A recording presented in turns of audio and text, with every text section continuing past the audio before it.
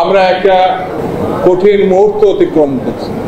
৭১-এর মুক্তিযুদ্ধের সময় যারা বাংলাদেশ চায় নাই, যারা গণহত্যা চালিয়েছিল মুক্তিযুদ্ধ এবং শহীদ জিয়া রহমানের সৈনিকদের উপরে, তারা এবং ২৪-এ আওয়ামী লীগ যে গণহত্যা চালিয়েছিল ৫০ বছর আগে আর ৫০ বছর পরে, এই দুই গণহত্যাকারী যেন কোথায় যেন একটু মিলার চেষ্টা করছে, বাতাসে ছড়িয়ে বেড়াচ্ছে।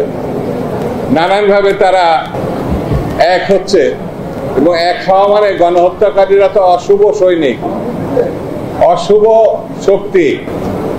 এই অশুভ শক্তি একজন অপ্রকাশে আছে, একজন প্রকাশ্যে আছে। ইলেকশন হলে জাতীয়তাবাদী শক্তি ভালো করবে, এটা যেন তারা মানতে পারছে না।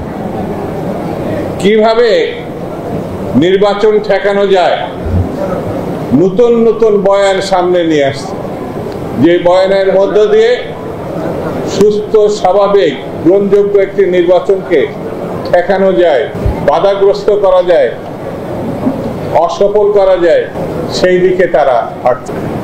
আমি শুরুতে বলেছি বেশি কথা বলবো না, শুধু এতটুকু বলি, দীর্ঘ ১৬টি বছর লড়াই হয়েছে, নেতা কর্মীরা শহীদ হয়েছে, রাস্তায় ছাত্ররা শহীদ হয়েছে। জুলাই এবং আগস্টের মূল কথা হচ্ছে স্বৈরতন্ত্রের পতন, বিদায়।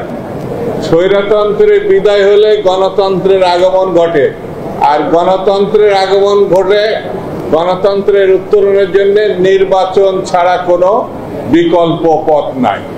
২৬শে ফেব্রুয়ারি মাসে সবকিছু ফয়সালা হয়ে যাবে এবং সেটি নির্বাচনের মধ্যে দিয়ে।